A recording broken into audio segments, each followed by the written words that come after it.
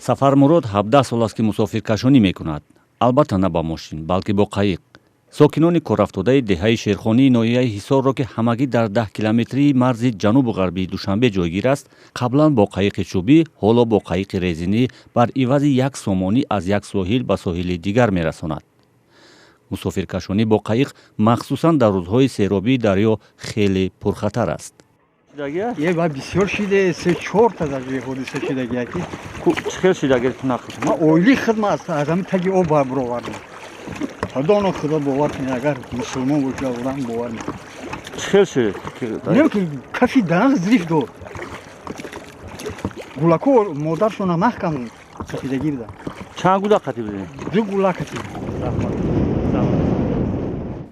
роҳи наздиктарини 140 хоҷагӣ бо бештар аз 500 нафар ҷамъияти деҳаи шерхонии ноҳияи ҳисор ба қавли сӯи ободӣ аз болои рудхонаи Кофарниҳон ба воситаи қайиқ аст.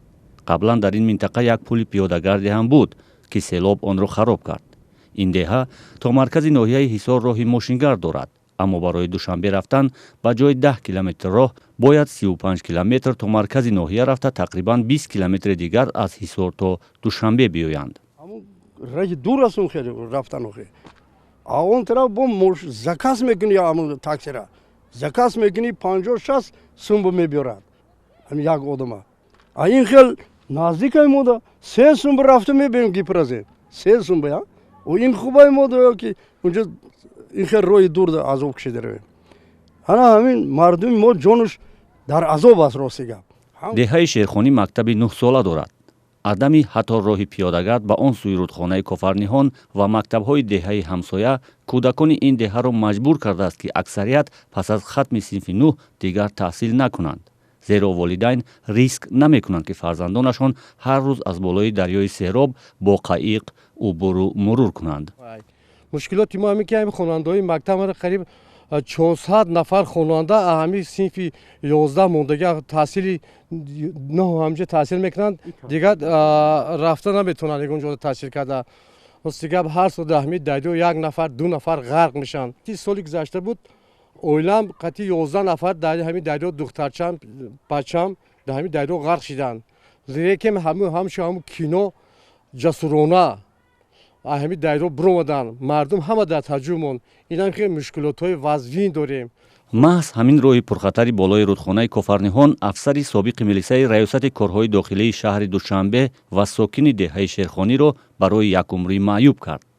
маҳмадзиё барои адои вазифа дар шӯъбаи корҳои дохилии ноҳияи Фирдавсӣ маҷбур буд ҳар рӯз 2-3 дафъа баъзан шабона бо қайиқ дарёро убур кунад. вале як дафъа дар ҳавои сард қайиқ сарозер шуд ва ба сиҳати ӯ осеби ҷиддӣ расид. ё 15 феврал буд ё 16 феврал дар дайро ғалтидам як 300-400 метр поён бурдам ман. Як ҷошта давидан аспакиҳо гирифтан бировардам ман. ин ҳамин хел ҳол шидем. ин вале чидагим.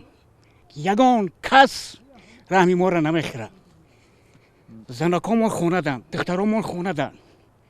Ягон таш маълумот надорад, бесаводанд.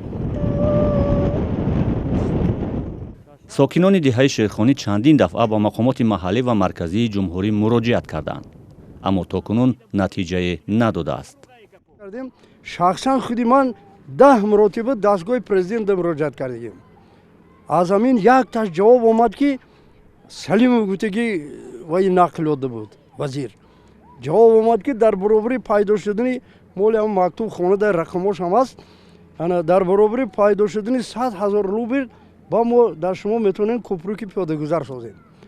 ма ростига қопалтарам шуд. ман гуфтам рафиқ вазир оба надида мӯза накаш. гуфта дуюм бор мактуб навистам.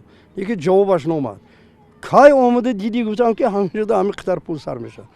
сокинони деҳаи шерхонӣ мегӯянд барои он ки сокинони ин деҳаро ба ободӣ наздик кунанд, фарзандонашонро аз вартаи бесаводӣ бароранд ва роҳашонро ба сӯи оянда боз кунанд, танҳо як пули одамгузар кор доранд.